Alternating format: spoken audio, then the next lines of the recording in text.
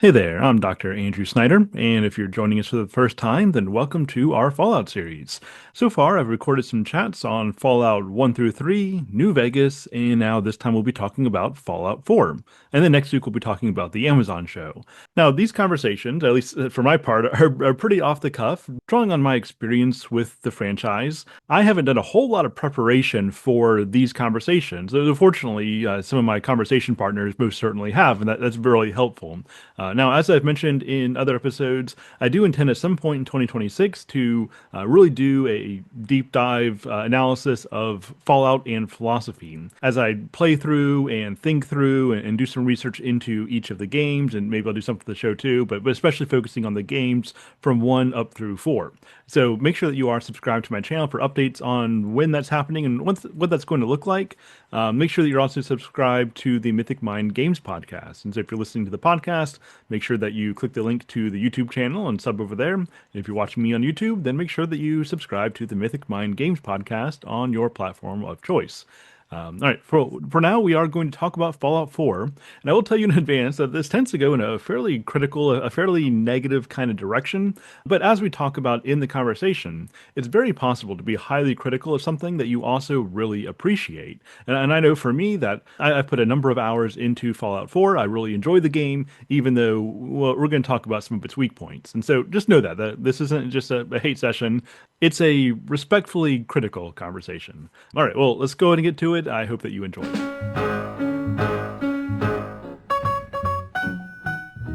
Hello and welcome to Mythic Mind Games, an extension of the Mythic Mind Fellowship, which pursues wisdom on the paths between primary and secondary worlds. I'm Dr. Andrew Snyder, and I'm glad that you're here. With the greatest of aplomb. All right, welcome back to Mythic Mind Games as we continue with our Fallout series, this time on to Fallout 4. We'll start as we normally do with opening remarks, experience of the game, whatever you want to say initially. I will say this is a game that I've put a good number of hours in, even though I don't think it's as strong of a game as its predecessors. It wins out in that it's the newest game, and so that gives it an advantage on gameplay and graphics and that sort of thing. But as far as the core game, like the story, as a role-playing game, New Vegas, I would say, is definitely superior. And even 3, for the simple fact that 4 seems awfully derivative of 3. We're just reversing some of the plot a little bit. So, in 3, you leave the vault looking for your dad. In 4, you leave a vault looking for your son. So it's just, I don't know, it's a bit of an echo here. In Fallout TV show, you leave the vault looking for your dad. Yeah, there's definitely a theme here that they like to hold on to. I So. think Bethesda is maybe this is the wrong foot to get off on to start. I think Bethesda is creatively bankrupt. It does seem that way. It doesn't. I don't know. Doesn't bode well for Elder Scrolls 6, but we won't go there. We Let's can fall save that out. for we'll Yeah, save let's that for fall out. later. Yeah, We'll save that for later. we can gripe about that in another context. But yeah, it's I don't know. It's I wouldn't say it's like a great game, but I enjoy it. I put in a number of hours. Let's see. Let me check Steam real fast. Um, I'm ooh, gonna do the yeah. same thing. Yeah, for not being such a great game, I have put, let's see, 238 hours into it. So that's something. Oh, I put more time into it than I thought I did. What do you have? 45.2. Okay. I've been telling people 20 hours, only 20 hours. No, double apparently. What do you have, Jacob? You're both rookie numbers to me. I have over 1,000 hours in it. Oh my lord. Most of Yeah, it's settlement building, though. you That are sounds the about winner on right. that one. That sounds about Um, right.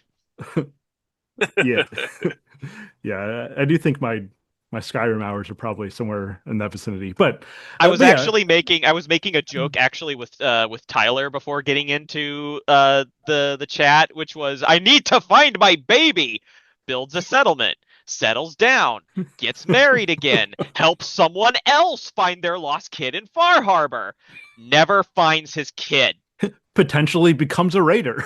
potentially becomes a raider. Yeah, but eventually you find your kid who is an old man named Father.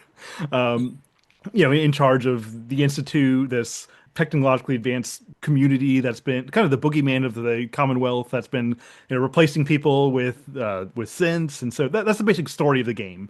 I don't know, it's fun. I don't think it's a great story. I don't think this would necessarily make for great literature, even though I enjoy the game. I have fun playing it. But that's my opening thoughts. Ian, do you have anything to contribute as far as opening whatever you want to say? I'll go last. Jacob's Okay. got 1,000 hours. Okay, Jacob, you're the veteran here. What do you have? Well, anything specific that we wanted to I'm just kind of opening cover? remarks. I mean, Oh, why have you put 1,000 hours into this? Like, what does this game mean to you? Kind of whatever you want to say, generally, personally, kind of whatever. yeah. So the first Bethesda game that I had a lot of hype for was Skyrim, but Fallout 4 was the second one, obviously. Um, I at that point in time, that was when I was going really hardcore on everything Bethesda did. So, I was still playing Elder Scrolls, but I was also playing a lot of both Fallout 3 and New Vegas at the time. And I remember watching some videos, like uh, theory videos about what it could be all about and everything like that. So when the reveal came out, I remember I watched the E3 showcase, the whole thing, not just the Fallout 4 portion of it, and I was just I don't remember exactly what I was thinking, but as I was watching it, seeing the things like the gear customization systems, and then of course the settlement building and all of that, it just seemed like they were trying to create more of like a sandbox rather than an RPG. And in a lot of ways, that was really appealing because I feel like their RPG systems have never been the strongest, at least since Morrowind, at least. Uh, but it just felt like they were trying to take the whole concept of living in another world to a different like into a different direction. And so yeah, after I played it, it mostly lived up to what I was hoping it would be. Um, just a few things here and there, that of course, and no game's perfect, obviously, but I really did enjoy it when it came out. And the settlement building I actually found was fun to just like listen to podcasts or albums as I would build. And some of the stuff I created in the settlement system was just ridiculously huge. I created a whole town on what was it, Spectacle Island, I think is what it was called. I created this massive town with like a huge mansion and everything. It was really cool. But yeah, in terms of story and RPG systems, I definitely don't think it was the strongest though. Yeah, and I would largely agree with that. And I think that's probably a positive way to frame this as more of a sandbox than an RPG. Because again, as an RPG, as I've already laid out in my opening remarks, I don't think it's that strong. But as a sandbox game, I mean, it is strong. I like the customization. I like how you can mod the weapons in various directions for various purposes. And so yeah, there is a lot to enjoy about it in that sort of context. Uh, all right, Ian. Um, my experience with the game was, I don't know, it's really funny. Like, Jacob talked about having like these very vivid memories of the launch of the game and, the trailer and just kind of like all this stuff. And I'm struggling actually. I'm struggling to kind of remember what my thoughts were. I remember Todd Howard getting up on the stage, showing off the Pip Boy the Pip Boy toy that you could put your iPhone in, which of course it only fit a very specific model of phone. So if you didn't have that model of phone, you were kind of it was a toy that didn't age well, sadly. Um, yeah, that's uh that's largely just kind of what I remember as far as marketing goes. I remember when the game came out, I think initially I put in about 20 hours and I put it down. It was not it was not what I was looking for. As a New Vegas fan, it was not what I was looking for in a Fallout game. I could see I could see the polish, right? Like they really wanted to, Bethesda's always kind of struggled with their combat systems. So this was definitely the first game where they really attempted to make a passably decent combat system. Um, so I think they more or less succeeded in that goal.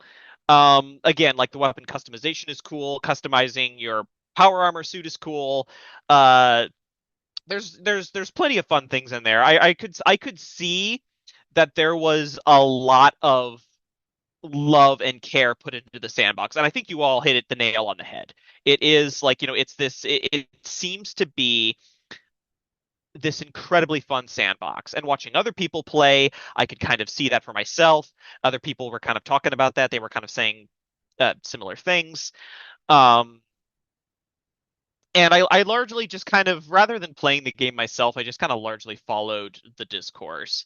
And it was pretty divisive. You have the people who think it's the worst thing ever, and then you have the people who think it's great because it's a Bethesda game. I'm in the camp that it seems to be, hey, this seems to be a fun sandbox game, which is exactly, I think, what Bethesda was going for, but it's not a terribly good RPG or even necessarily a Fallout game other than maybe like general Fallout vibes, general Bethesda Fallout vibes. Yeah, I mean, I think that's pretty fair. And people do get pretty heated about these things and don't really understand that. I mean, it's a fun game, but I think I'm trying to think if we had the discussion or not about like about in general about like gamers having just kind of like heated discussions or strong feelings about things or not. You know what, I might be thinking about the Shivering Isles hmm. discussion when we were talking about the whole thing about the champion of Cyrodiil, kind of mantling Hmm. Sheogorath and becoming the new Sheogorath, and that's basically like canon in the story, and how that kind of, it's kind of like, okay, well, the character as I wanted him to be, as I envisioned him to be, you know, doesn't get to be that. Like I don't get to live with the virtuous knight Right. happily ever after story. And I have to be like, you know, the god of madness and chuckle on my throne while what's her name, tortures people in my new Right. name now, apparently. And how the and we were kind of talking about how like those feelings, I mean, if you want that, that's fine. But like, if you're on the other side of the fence and you're not feeling that so much, basically what this all comes down to, I apologize, Andrew, You're fine. is Yeah. the investment that we put into games. As like our time, our energy, our interactivity. In a sense, we are putting a piece of ourselves into gaming, and I think that's partly where these impassioned arguments on the internet come from. I definitely agree that it can be very extreme, and it can be, it can be absurd, it can be, whatever. um I think I think there is a case to be made, for the arguments critiquing Fallout 4. At the same time, I also agree, again, we get, maybe, maybe we get a little too invested sometimes in unhealthy ways. Yeah, that's that's probably a good way of framing it. You know, as you're talking, I'm thinking about the fact that yeah, we do invest in these games. Some people more so than others, but the reason why we invest in whatever games draw us in, or even have the potential of drawing us in when we have the idea for what a game should be. It's like we're aspiring to potentially something real, as it's like good fiction is real, like in a sense that it kind of reflects in a dramatic level some aspect of like who we are, the things that we long for, and like there is a certain reality to that. And so that might explain why some people get so heated. Just like, if I'm reading a novel and I feel like the author did not end the story in the way that they're supposed to. Like there's something upsetting about that because like they could have taken us somewhere worth going, but then they didn't. Right. And so that could explain some of the heat towards, you know, video games, or of Bethesda not providing us with something that they could have, maybe something they should have. That being said, I think that framing this as this is a good sandbox game helps to shield it from some of that vitriol that can come at it. And so I think that the framing, that the categorization is important here. Because again, I think it's a good game, it's just not a great RPG. Yeah, I mean, I remember we spent like, 2 hours talking about New Vegas, and I thought that was a really fun conversation. But Yeah. like the vast bulk of that conversation was talking about the moral dilemma of who gets water in New Vegas, right? You can't have that level of discourse with any quest or any faction in Fallout 4 at all.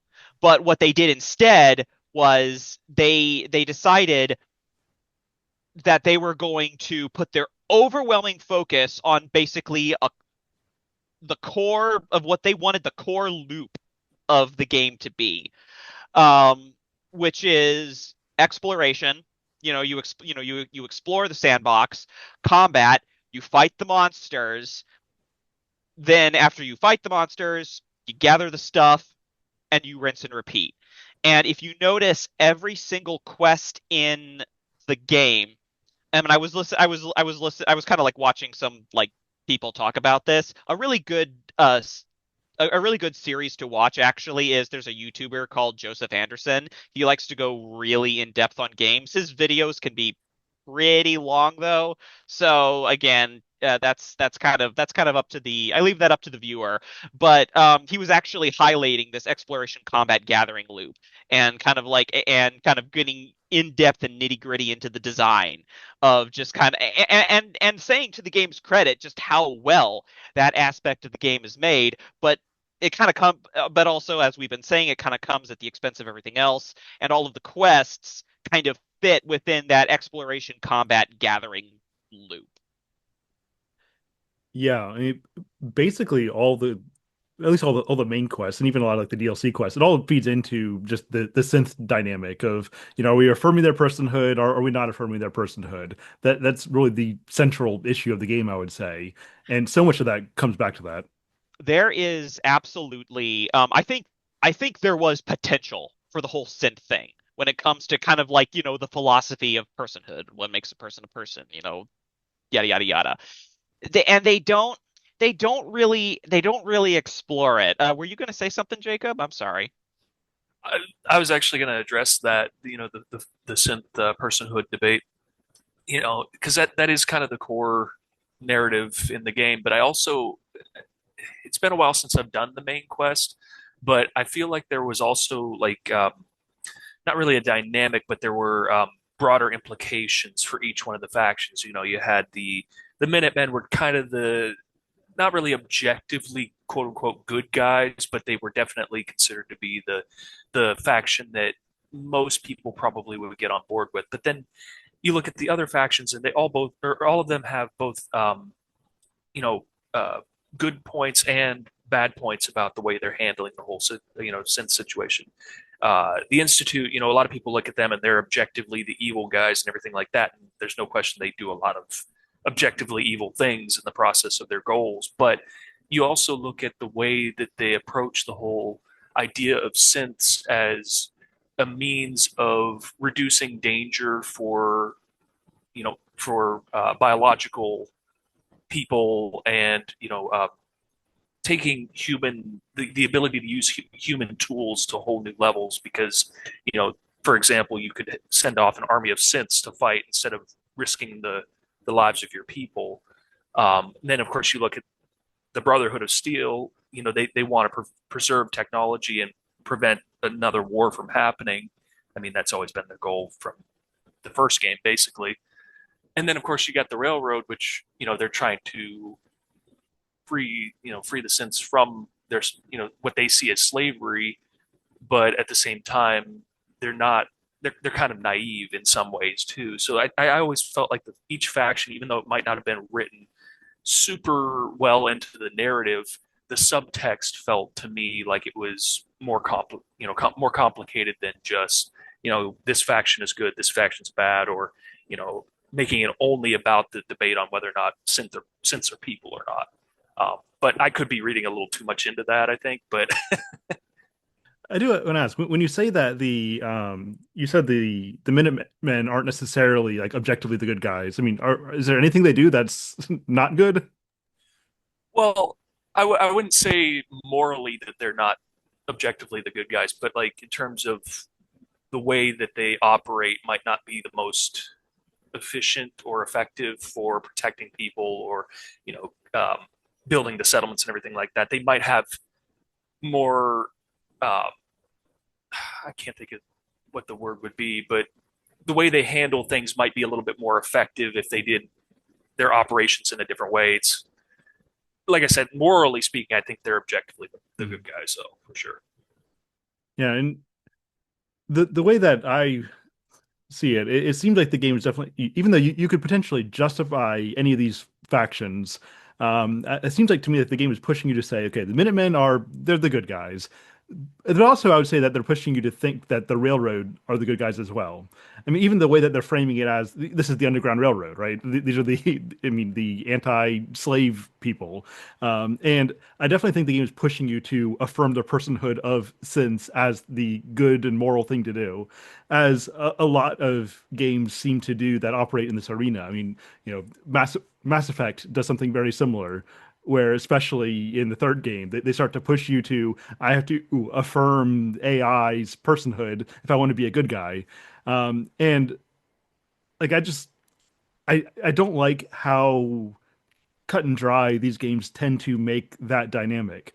Like you don't usually find people who are arguably good guys saying that no, they're actually just machines. Like that's almost always the bad guy response to this dilemma. And so that's something that I find troubling, and I feel like I mean, Ian's point, they just don't really dig into this issue for like as much of an issue as it is. They treat it kind of offhanded. I don't know if either Yeah, of you want to rebut that. Yeah. yeah, no, I totally agree with what you were saying about the whole AI debate. Or well, in-game AI debate that is. Uh, that's the way I felt about the way the railroad in particular were, and the way that honestly, I've again, a lot of people look at the Institute as the bad guys on the whole situation, but again, while they've done some really bad stuff, and I'm not going to argue that they're a good faction or anything, I do think that their perspective on viewing the synths as as technology, as tools more than anything, is interesting because, like you said, a lot of the times these games will introduce the debate and then make it objective that you have to agree 100% with the personhood side of things, which is really debatable in the real world, so it doesn't feel quite as not I guess genuine. It doesn't feel as immersive when you have the two sides being so hardcore pro or anti AI human or AI sentience or whatever. I don't know what you would describe that as, but yeah, I don't like the lack of nuance in that whole debate in most games. Yeah, I feel like it would add a new touch of sophistication to this debate if you take the good guys like the Minutemen and have they don't really talk about sense that much, but if you have some of them come out and and take the I guess the institute approach of yeah, since are machines, like they're not people. I think that having at least some people on the objectively good side give that perspective would add a bit more complexity to the debate. Because I mean, as you said, like maybe you can justify some of how the institute views the synths, but end of the day, obviously the institute are the bad guys. Like that's obviously the way that they're being framed. I mean, in many ways, they strike me as like the NICE from Lewis's That Hideous Strength. Like these are the scientists that rise above everybody else. They rise above the norms of good and evil. They just do whatever they want. They're killing people, replacing them with synths. They have the technology, they have the knowledge. They just do what they want.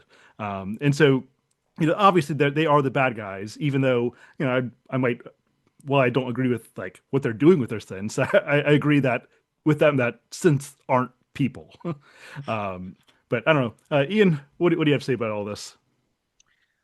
It's going to be difficult to argue, like for me, in the sense that I don't have so like unlike the Elder Scrolls, unlike I don't know some other game like New Vegas for example, I haven't put the hours in to the game to kind of see all the nuances. So I'm I'm not operating with that ethos, right? Coming into the discussion. And all I really know is basically everything that I have read from the blogs of people who have played the game or from, the YouTubers who have played the game. And, again, so like, I've watched folks like again Joseph Anderson, and they go insanely in depth. So I've got a pretty good idea of what all's in the game, but like when it comes to the minutia, the particulars, case by case basis, I can't really argue from that position. So that makes it really, really difficult, especially when talking about the factions. Based on everything that I have seen, okay? So with all of that in mind, everything I said about just kind of like the ethos there, everything that I have seen has not pointed to any particular evidence. And a lot of these folks are saying kind of the same thing, that there is any particular dimension or depth to any of the factions. The Minutemen are just the good guys. The Railroad are the good guys. The Brotherhood of Steel is there. They're good-ish. They're the they're the technophile hermits. Uh, and then the Institute is the Institute are the bad guys, and everything they do is just really bad. And again, no one here is arguing that they're not the bad guys. But I was just thinking about how some of these guys were talking about some of these guys that I was watching, or I guess I was listening to it, kind of talking. You can explore the Institute and like on your own kind of like of your own volition, and you can find all of the absolutely heinous stuff that just like goes on with just their experiments. Again, it's like there's very like that hideous strength. It just that it just come it's coming up a lot in all of our discussions. Uh, but yeah, we like the Institute is very much that hideous strength thing, Hmm. to make that a grotesque verb. And it's kind of goofy because you can't even like talk to your son Sean about some of the stuff that goes on there that he may or may not be aware of. That was kind of the impression I was getting, from all of these guys. Um, but like there's definitely, and I agree, there's not enough nuance when it comes to the machine discussion. I think for the sake of the narrative, right? So for the sake of the narrative, um, however, and to borrow Sean's words in the story, however much a synth may approximate a person, and he goes on to say it's still not a person.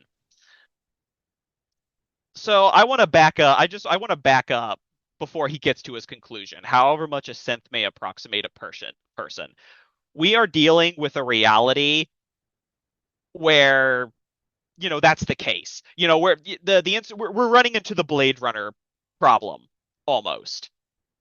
For anybody who may have watched Blade Runner and knows the whole replicant thing, like the kind of like the machine made men, kind of like human clones or whatever that are used for slave labor. We're basically, like, for all intents and purposes, we're basically in that ballpark. So the fact that these things can simulate and approximate human emotions to such a you know in the context of the story frighteningly disturbing degree, and inevitably leads us to the question of ethics, where we can say, okay, even if we can definitively say on some level that these machines are not people, they're people enough that we have to seriously entertain, like, treating them as such. Basically, more or less. Now, none of this discussion is in the game at all. Like all of this stuff that we're talking about, all of the stuff we're talking about, all of these interesting, sci-fi ideas and, kind of like questions of identity and stuff like that, self-awareness, like, that's the classic discourse, as old as sci-fi is itself, going all the way back to Mary Shelley's Frankenstein. And Fallout 4 just it doesn't, it doesn't deliver on any of this depth. To anybody who's listening, watching, hasn't played, and might be thinking, "Oh, this synth thing sounds really cool." None of this depth is there in the game. I just want to tell you straight up, none of that depth is there in the game. They poke the bear, but it kind of begins and ends there. Um, I lost the plot. I lost the plot in my head. Like there was a point. I had a point I was gonna make with all of this, and at this point I don't even remember what it was. I got lost on the synth thing. I think trying to bring it back. I was very interested by Jacob's observations of the factions because that was not my takeaway of the factions at all. So I was just very interested in Jacob's conclusions. Well, to be fair to you, I think I probably was reading into it a little bit more than I probably should have. But but yeah, I think it just comes down to the way I personally approach these kind of games. I do tend to inject some of my own worldview and my own personal like role playing storytelling into it. So it could be that I'm getting a little bit of that mixed up. But yeah, I always felt like while they didn't do a great job of uh, showing the complexity of these ideas in the narrative itself, I feel like it was at least implied in certain areas in terms of the way you could find, um, terminal entries and holotapes and all of those things. Personally, I've always felt like Bethesda has done a really good job at subtext through in Fallout, it would be the holotapes, and Elder Scrolls, it's the books, and just even environmental storytelling. It really does create the opportunity to not necessarily write your own story. I mean, there is some of that, but uh, I just feel like they kind of try to set things up so that you can kind of come to your own conclusions about things.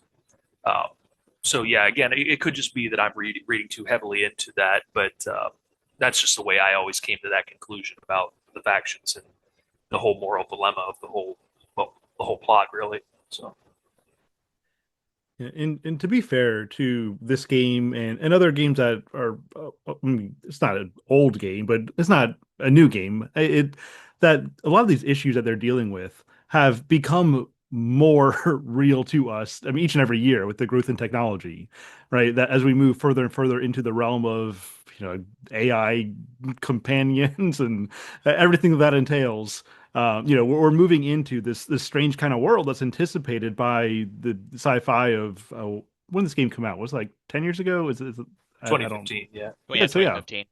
Okay, so it's good guess. That even in the last decade, like the reality that they're dealing with has become much more immediately significant. In my classes sometimes, I'll have students raise the question or even try to take a stand and basically say that AI, at least if not now, then at least in the near future, will get to a point where it should have some kinds of rights, like say in our society. Which beyond simply as a tool. And so these conversations are definitely happening. And I don't even know if Bethesda could have predicted 10 years ago like how significant these conversations would become. Doesn't really let them off the hook, but nonetheless, I think that we looking back on it will have some heightened sense of importance surrounding this question that maybe wasn't quite as acute even a decade ago.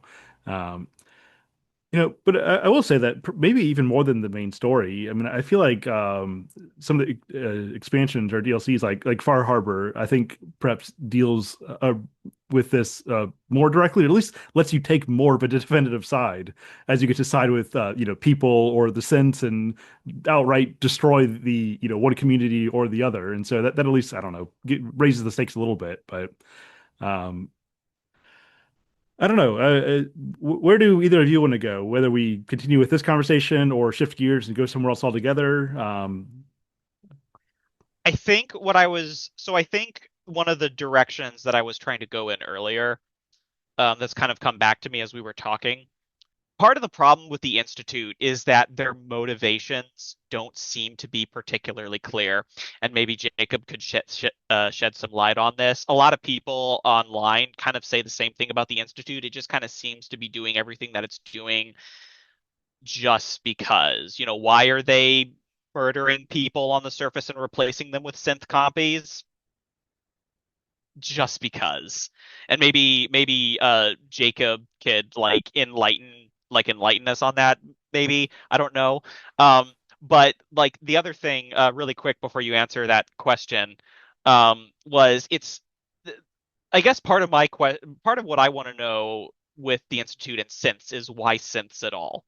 Like this is kind of one of those things where there's more than one way to skin a cat, right?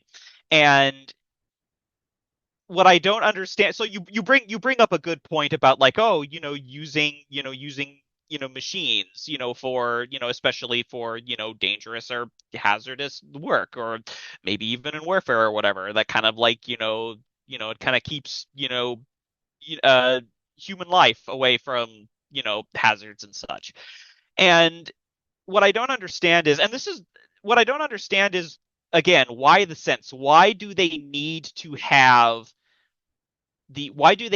have the self-awareness? Why do androids need to dream of electric sheep? To drop a reference. Why can't they just use other robots to do these tasks? Because Fallout is filled with robots, that are not, that are way less people-like. And if they want to use the sophisticated, musculature of like the human body, why not use a synth body, but none of the personhood or personality, and just kind of treat it like an empty machine? If they want the articulation of the muscles, the fingers, the just the whatever. It's something I don't understand why the Institute. This is just like, again, the game does not deal in these questions at all. We are so far like off the cuff of what the story is, what it's trying to be, whatever. I'm just kind of thinking out loud here. Why go through the effort of making like basically like a person, like a slave person? Like that's something. It's something I don't understand. Why do that in the first place? Yeah, well, I remember that um, when it came to the early generations of synths, they were a lot more robotic. They didn't, I mean, I don't know if they actually had any conscience or consciousness at all, but they definitely weren't anywhere near the way they are by the time that you're actually playing in the game.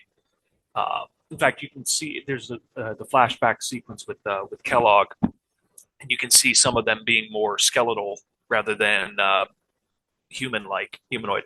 Well, I guess the skeletons are humanoid either way. But anyways, uh, the I know that they at one point before the events of the game, the Institute was trying to work with the Commonwealth, like the settlements of the Commonwealth, and because of the secretive nature of this cabal of scientists living underground, detached from the post-apocalyptic wasteland, I think that created some lack of trust or something along those lines, and they kind of had some conflicts, and essentially that led to settlements being destroyed in those conflicts and everything like that, and that drove them further underground. But I think like I said, it's been a while since I played the main quest, but I believe the reason that they wanted to do the synths was because, or they wanted to do uh, the human, like the consciousness of the synths, was because then they had some level of autonomy on the surface when they were doing things that the institute needed them to do. um, of course, I don't know if there was ever an answer on why they like a specific reason why they were replacing the humans, but I if I had to venture a guess, and this is just my personal guess, I think it was just them trying to see how realistic they could get their synths to become for science. you It's know, it's as good an answer as any. It's a good an answer as any, honestly. I mean, I think go ahead. I was just, I mean, I assume it's really just a matter of control that they see themselves as metaphorically rising above, despite the fact that they're actually below. But they're rising above the wastelanders, the people in this kind of gross area that they're trying to isolate themselves away from. And so this is just their domain to manipulate. And so one way of doing that is by replacing people who, in their estimation, probably aren't even really people, because these are the commoners. These are the, gross people living in radiation. Kind of like going back to Fallout 3, how the president of the Enclave wants to just wipe out anybody who has any radiation in them, any kind of mutation, right? Because he doesn't see them really as people. They're just, I don't know, debris that needs to be swept aside for some new sanitation to rise up. And so I see that that's basically what the Institute seems to be doing, that they're trying to sanitize the place. And part of how they do that is by just maintaining control. And I mean, this seems like a pretty good way to do that by just replacing people with synths that look just like the people. And it's like any kind of a really sophisticated spy program, I suppose. It definitely kind of I feel like the whole I guess kind of like one of the sticking points for the synth for me also like in this regard, just like in terms of the story is it doesn't seem to be like the nature of the synth's personhood doesn't even seem to be terribly clear. Because on the one hand, you have synths that are like, they're obviously being oppressed. They have the obvious like slave analogy going on with like, with the Underground Railroad. And so which kind of shows that there is a need and a desire for synths to get away from the institute and have their freedom, but at the same time you have synths that are doing the institute's bidding and doing kind of like the creepy sleeper agent stuff and replacing people. And so it's just that's kind of like another thing that doesn't seem to be terribly clear to me is like what's driving that, like why are some synths doing the creepy evil shadow stuff but other synths are like no freedom. That's it just seems kind of weird to me. well, I believe if I'm not mistaken, I believe all of the crows you see in the game are synthetic crows. It's taking the whole Hashtag birds aren't. birds aren't real. Yep. That's incredible. But I do know that they were also experimenting on like I think it was gorillas or something like that.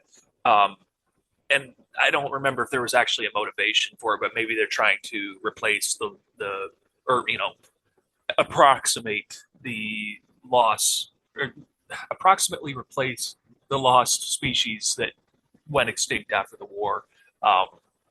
Because I mean, I personally believe that not everybody at the institute had the evil motivations or even the secular humanist motivations. Some of them probably had just purely a curiosity for what they could do with the technology that the institute had and how they could maybe try to somewhat rebuild the world in a way. Uh, but again, as with any technology, the people who have the money and the power are inevitably going to abuse it for control and other nefarious means. So yeah. There is at least one character I know in the Institute who is arguing, "Hey guys, these machines are just a little too people-like, and if he's kind of making the argument, if they're having dreams, who are we to say that they don't have a soul? Like there is that character making that argument. I don't know, like I don't think he's terribly front and center in the story. Like he exists again. Like Fallout is Bethesda is poking the bear, but they're not taking the plunge like New Vegas might or Cyberpunk 2077 or again, we've mentioned Mass Effect. Mass Effect has talked about this more than Fallout 4 has. Right. They're poking the bear, but they're not waking it up. They're sneaking past it like you do in the beginning of Skyrim. Right. It's one of it's yeah, it's one of those things that just kind of serves once again coming back around. Everything, like when it comes to narrative, everything is very shallow and not necessarily well thought out because that's not where they put all of their energy. They put all of their energy in, whoa, this is a cool area. I want to go over there and see what I found. Whoa, I found this cool monster, and this cool monster had this cool thing. And that's where they put all of their effort for sure. Yeah, there's also a lot of cut content from the game. Like there was a whole underwater vault that they had planned, and I guess some of the assets were developed, but then they just ran out of time, which is really unfortunate because there are NPCs in the game that reference things that might be hinting towards what they were planning on doing. It looked like they might have actually had an idea for a radioactive kraken or squid or whatever that would be kind of like a boss at the end of that quest, which would be really, really cool. But it just never made it into the game. There's a Yeah. lot of really cool. Go ahead, Andrew. No, no, it's not really that important, but I just feel like a sea monster in Fallout would probably be terrifying. Yeah, Right? There's a lot of really cool set pieces in the game too. I mean, like when the Brotherhood come in with the dirigible and the vertibirds, like that's a really fantastic set piece. You've got like the robots that want to fly the USS Constitution. That's a again like very like I was very sad to find out just how depressingly shallow that quest was. I mean, no different than any of the other ones in the game. But it's really just kind of neat, like to have like these robots that kind of like and they dress up like colonial Americans, and then they try to fly the ship and they crashed into the building, or there was another set piece. I can't remember what it was all of a sudden, but like yeah, all of the potential is there. Is just kind of what I'm saying. Yeah, I mean, there's a lot of just, I don't know, fun stuff in the game. I mean, like I mean, it's kind of funny how in the Nuka World DLC that there's the founder of Nuka World or the creator of Nuka Cola or something is he's like frozen underground, much as Walt Disney is, of course. And so, Of yeah, course, so I don't know. There's fun stuff in the game. they Um, put a lot of effort into Nuka World. I noticed. Like there's just like so many like bits and bobs and things to play with, outside of putting people on meat cleavers. Yeah, I mean, and, like that's it's fun. I like the idea of Nuka World. What I don't like is that in order to actually do the quest line correctly, you have to be a villain. Like you have to side with the Raiders. Like I don't like that. You yeah, can one of the guys I was watching said that you can go in and just kill everybody, You but can, and but that's like there's a just hidden quest. Yeah, yeah, but like it's like you're deleting 90% of the content, correct. yeah. Uh, which yeah, it's like it's also one of those things that's really funny is um and it's one of the things that shows just how tacked on the feature is when it's like, because I guess because one of the things you can do with the raiders is that you can attack settlements, but you have an NPC that literally checks you every single time. Oh, nope, you can't attack this settlement. You own it and you have a follower there. And it's like, I'm evil. Why do we care? Yeah, I always personally role played it as I if I went in with the whole settlement attacks and everything, I kind of went for a double agent approach. Kind of like I'm taking them down from the inside, but playing along in the meantime. I mean, it's kind of sad that I have to do that, but it makes it work to an extent if you're not playing a very, very good, morally good character. But I mean, it is kind of fun if I'm playing like a Brotherhood of Steel commando type to just go take them out and clean house. So it's kind of fun, but it's again, obviously they're to really do the that experience of the game. They force you to find some way to justify being a raider, which can be fine if that's what you're playing, but it's not the hero that most people are probably going to want to be. it's very obvious that from the get-go they wanted to they had like a particular story in mind, and I would say voicing the player character is kind of like another step in that direction, because the moment you voice the player character, well, there's two things that they did. One, they voiced the player character, and so therefore you're gonna have voice lines that are delivered with, like, maybe certain emotions, and therefore like there are intent behind those emotions. There's, like, a specific like intent behind what they're saying and how they're saying it. And then the other thing they did that kind of like locks in the player and limits the role playing potential is, it's like, okay, they made you a a family man, or maybe the woman, because you can play the mom or the dad. And it's like, oh, your spouse is killed, and now you gotta go save your kid. And it's very obvious that that was the story that they wanted to tell, which kind of, like, it eliminates options for being, maybe like, more of like a crazy evil character like a raider. It's obvious they didn't really want to do anything with that. And it just kind of, given the limitations of the dialogue wheel, and just like how badly the conversation options were gimped, where if you look at your four choices, your options are basically, you know yes, I don't want to, but I'll do it, sarcastic yes, and no, which just ends up being yes. Effectively showcasing, they intend the character to, act a certain way and do a certain thing and follow this railroad path that makes me feel like they would have been better off just making the player character a set character, uh, and just replace dialogue options with cutscenes. It feels like that's almost what they wanted to do, but they couldn't do it because it's a Fallout game, and so there's expectation for a dialogue system, so they put a token system in that doesn't really mean much of anything. Yeah, there's that, and then of course, if you look at the fact that they used a dialogue wheel and the timing of the RPG scene at that point in time, the big RPGs at that point in time were, Mass Effect style games, wow, Dragon Age Inquisition, that had a dialogue wheel, but also you said the set protagonist thing.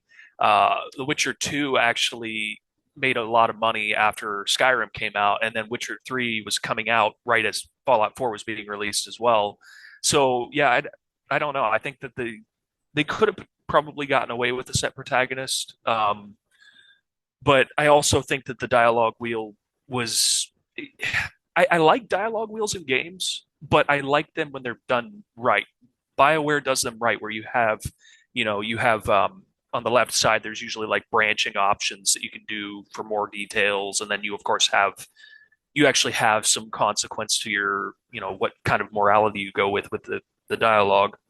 Uh, but if there's one feather in Fallout 4's dialogues wheels cap, is the sarcastic options. While you said they're sarcastic, but yes, you got to admit some of the dialogue in that was pretty amazing. I don't remember. I don't remember some of these sarcastic options. I remember one sarcastic option, which wasn't even a sarcastic option, and that was, "If I die, I hope I go to hell so I can kill you again." Like, that's not even sarcastic. No, well, there's a video compilation I'll have to share in the Discord later, but yeah, there are some really good ones in the game. If you choose that option every time, you're like, oh, okay. But still not quite to New Vegas levels of dialogue options. No, No. not at all. Or Fallout 1 or 2. Hmm. No, Like, not even close.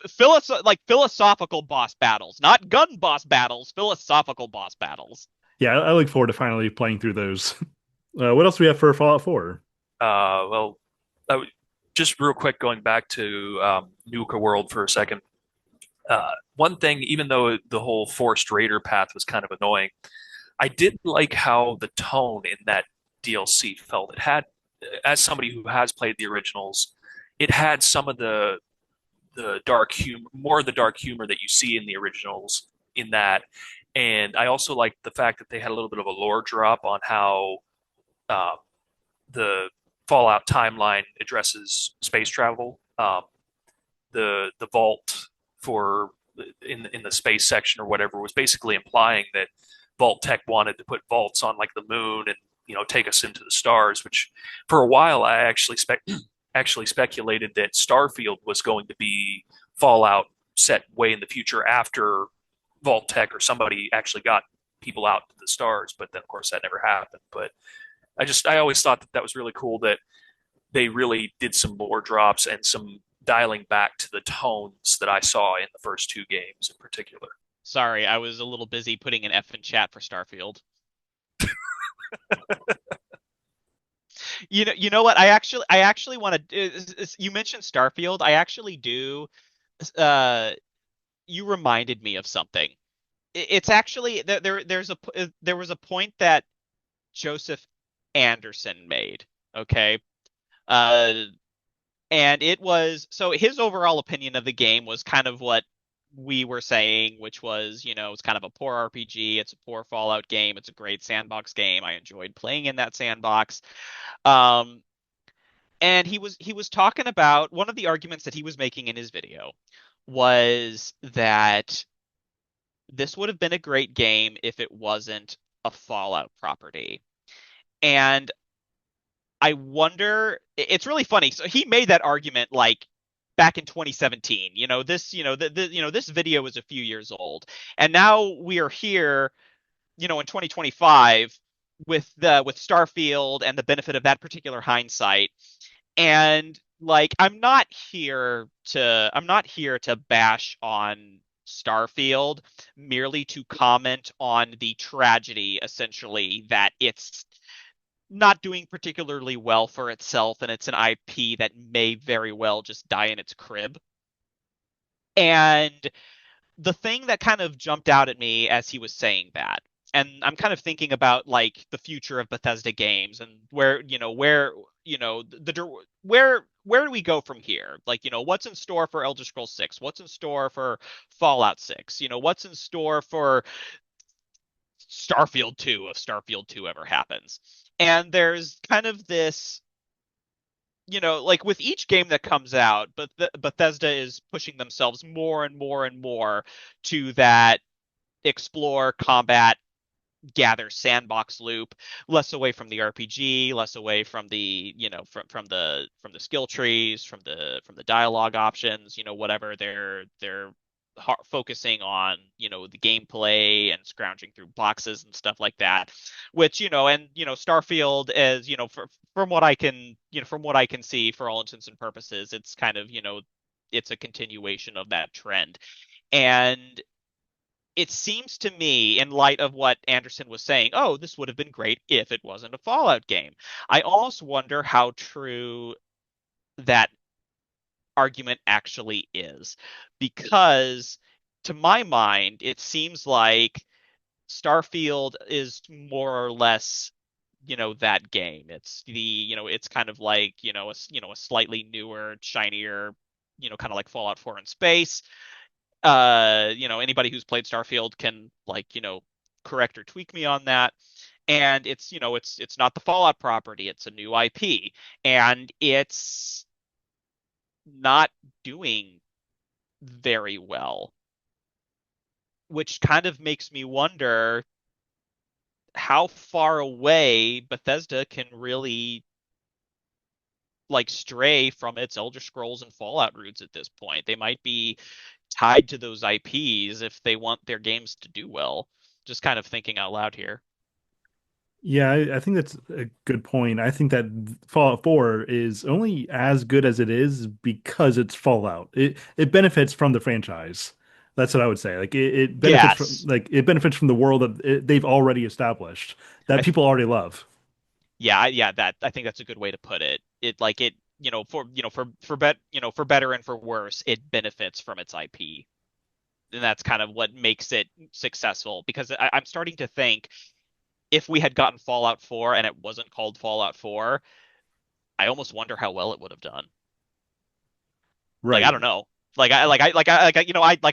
genuinely don't know. Like again, like I think there's like there's a game in there that's good enough and decent enough at what it does, and I think calling Fallout 4 a bad game or like Starfield a bad game is kind of intellectually dishonest. Like if we if you want to talk about like bad game, there are plenty of bad games out there, like games that are like bad in the sense that they are unplayable, or just like like so poorly made that just no, nobody in their right mind would install those things on their like on their machines. Like the fact that these games like are they're functional, they look good, they have a simple loop that works, whatever, is like that is enough, that in itself is enough to carry a game like sometimes. So I don't really believe in like the Fallout 4 is a bad game argument per se. It's just not the game that I would say Fallout fans in particular, RPG fans necessarily want, if that makes any sense. Yeah, I mean, I will say that I mean, I used to really love the game. Like I enjoyed it. I used to put a lot of hours into it for a time. But at this point in my life, I want to play games that have something like a literary experience to them. And so the story matters a great deal to me. I want games that make me think about things that are, well, real, that deals in the realm of ideas versus I'm going to sink a bunch of time and it's just gone. Like I want some return for that time that I'm putting into a game.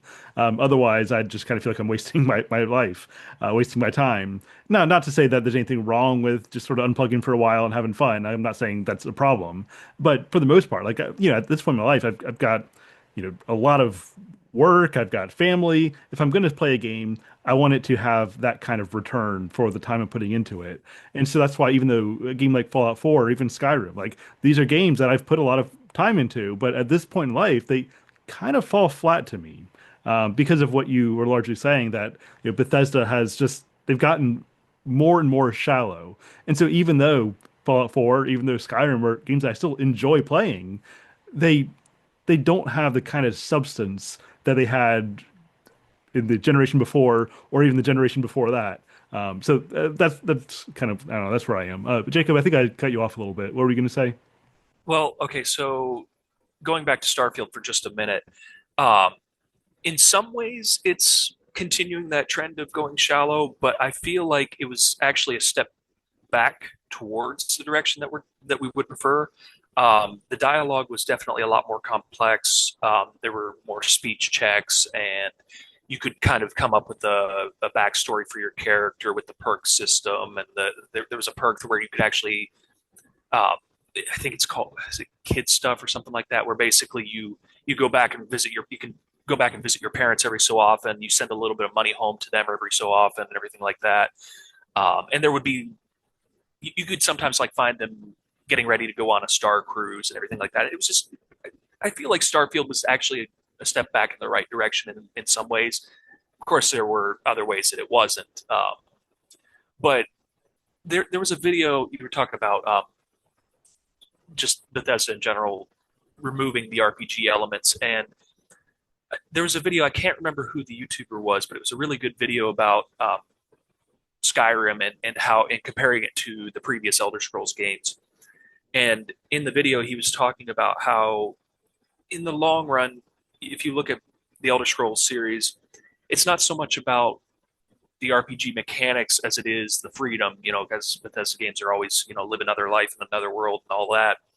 And that was a point that I actually thought was really good because, people do go into Bethesda games because they are quote unquote RPGs, and they have a certain set of expectations because they've seen things like Mass Effect, like Dragon Age, like even older than that, Baldur's Gate, Divinity, all those games, and so they're expecting a certain type of RPG, with the branching dialogue and robust character creation systems, not just the or the cosmetic side, but also traits and skills and all of that.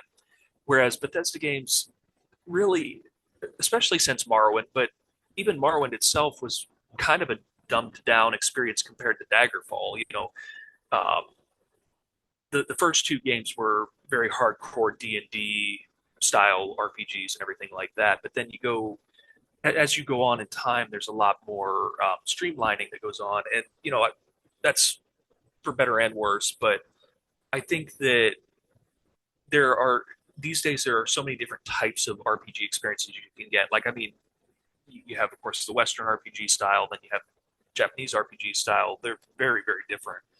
Um, but even in the Western RPG scene, you have games such as The Witcher, where you have a set protagonist, set kind of character that you're playing.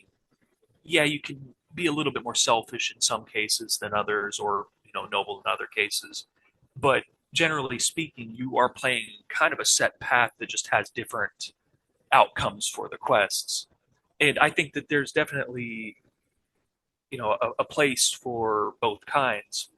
Um, but I also totally agree with the idea that you're not really getting the you don't feel like you're really getting a return on investment in a lot of those cases.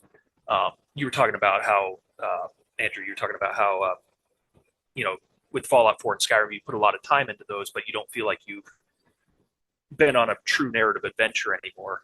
Um, I would have to agree with that though. Like I do think that they could do a lot better on that aspect. But this part here is just quick, very unrelated. But if you like that kind of game, you definitely need to play Telltale's Walking Dead games. Those have really good narrative storytelling in like kind of an RPG vein, but it's actually not an RPG at all. Um, but yeah, I definitely that's basically all I was going to say. It's a little long winded, but hey.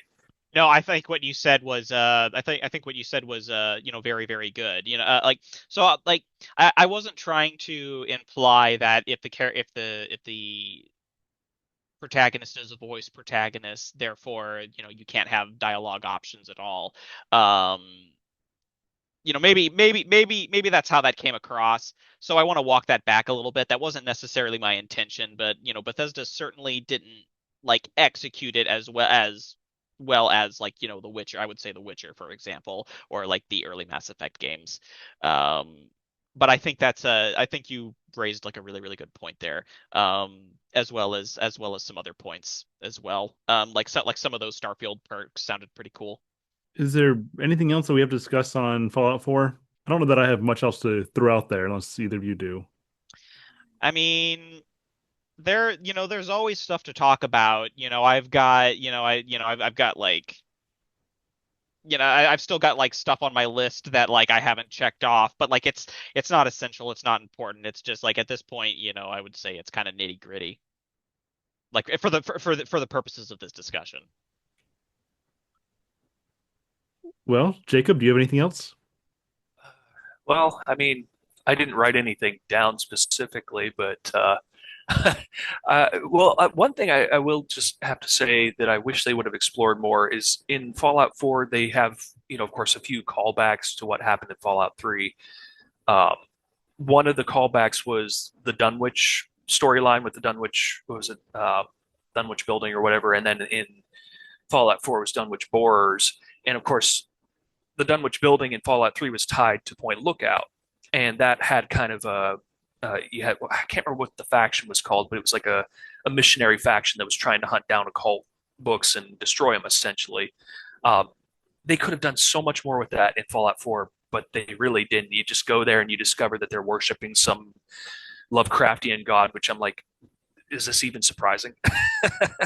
It's Bethesda. They love their Lovecraft Easter eggs. Like True. I think that's all it's going to be is Lovecraft Easter eggs. I doubt it'll ever be like a main storyline.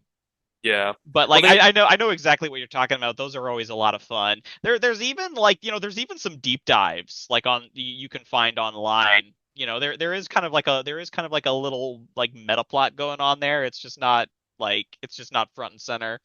right, and but they did. They're hinting at that in Fallout 76 with some recent content with the fishing update. Um, there was like a hint of some sort of underwater Lovecraft style, entity. Um, but they You haven't. might You might get your Kraken. Yeah, maybe. But I don't know if they'll ever continue that though, because it felt like they were going somewhere with it, but then it just hasn't gone anywhere since then. But who knows? I think for closing remarks, because you said something, I would be remiss if I didn't point out, um, it is absolutely criminal that in a world where Fallout 3's story exists, like the main story, like with the water and the Gek and just kind of like the magic Gek and all of that, we got Fallout 4 where you can effortlessly build a water purifier.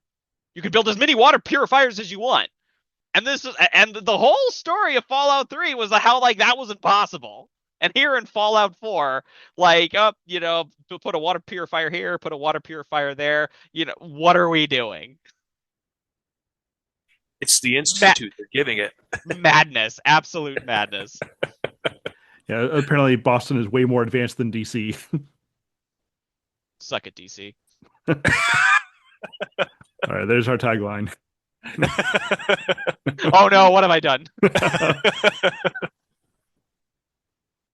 Well, I mean, I guess that's kind of where we can go ahead and wrap it. I mean, I will say that overall, this conversation obviously been taken a very negative direction, but that's because I do think it's a drop off. It's a fun game. I did upgrade with the anniversary bundle stuff. I haven't played it yet with all that, but I look forward to seeing what's new there. Um, I I enjoy it over time. I have become a little disenchanted by it, obviously. But that on that kind of bummer, I mean, I guess we can wrap it up unless either of you have anything else maybe more positive to say. Well, Go ahead. I was just going to say real quick that when it came out, it was listed for me personally. It was my favorite game, but over time, it definitely has declined. I've gone back to the older ones and have seen the cracks in the paint, so to speak. But yeah, that's all I was going to say on that. I guess I would say to anybody listening, and I really, I really want to stress this. I really do mean this. Like, if you love Fallout 4, that's fine. There's nothing wrong with you loving that game, it being your favorite game. You go and have a good time with Fallout 4. There is nothing wrong with that. Again, we've talked about how it's very good at the particular thing that it does, and I think it's kind of disingenuous to say that it isn't. Um, so that's kind of what, yeah, that's what I would say. I think unfortunately, when you want to, as Andrew was saying, like, we want stories that we can chew on and engage with critically. So unfortunately, when you do want to take things seriously, when you do want to engage with things critically, and I'm definitely one of those people, unfortunately, sometimes it is going to take, a negative turn when you are looking for those certain aspects and that game or what or maybe it's a book or whatever it can be found wanting in that area. That's just kind of like the nature of critique sometimes. For anybody who hasn't heard of it, I do want to plug somebody made like a basically like a total conversion mod for Fallout 4 called Fallout London. It is effectively a standalone game, like its own fully written, voice acted, NPCs, its own radio, just set in a post-apocalyptic London sandbox. You can get the mod for free. For Fallout 4, and it's an incredible passion project and work of love for people who maybe want more Fallout. Yeah, just to add one little bit to what you were saying about people enjoying Fallout 4 and everything. I've come to learn over my 30 years on this planet that you know it's completely possible to both address issues in something while also really still enjoying it. Like Preach.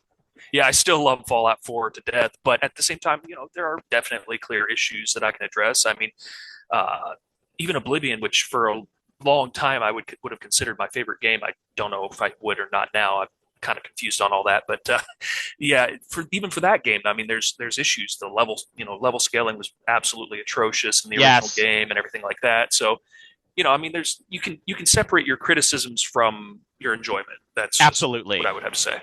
Absolutely. Preach. Say it for the people in the back. You can do both. It is possible to do both. Yes. Yeah, I think that is very important nuance because again, despite everything I've said, I like the game, right? And so that is important to emphasize that. All right. Well, I appreciate where we were able to go with this conversation. Next week, we will be continuing the Fallout series, but with the Fallout series, talking about the show. Have you watched the show, Jacob? Yes, I have actually, and I don't have an active Amazon subscription, so I'm gonna have to get that soon. But yeah, I love the first season. It's Okay, good. you loved. Okay, positive. Yeah. All right, I was gonna ask first impressions. All right, all right. Yeah. So next time we will talk about the first season of the show, and we'll be getting pretty close. When does the next season start? Isn't it like next week or something? Yeah, something like that. I don't remember the date exactly. Yeah. All right. So that's what's gonna happen. All right, we'll go ahead and wrap it there. Till next time. Awesome. Godspeed.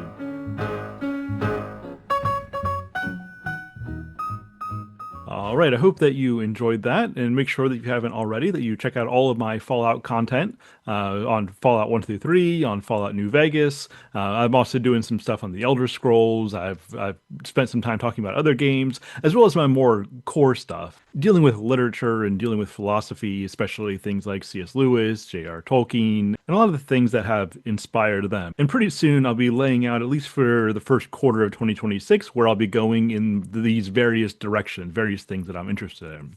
And so again, make sure you're subscribed to my channel over on YouTube. Make sure that you are subscribed to the Mythic Mind Games podcast, as well as our other podcast, Mythic Mind and Mythic Mind Movies and Shows, where we recently did a Star Wars series, and we'll be doing some more variety of movies and shows coming up in the new year. All right. Well, that is it for now. Next time over here, we'll be talking about Fallout on Amazon Prime. But that's it for now. Now it's time for me to relax and pop open a Nuka Quantum. Until next time, Godspeed. When you're at ground zero and crawl out through the fallout back to me.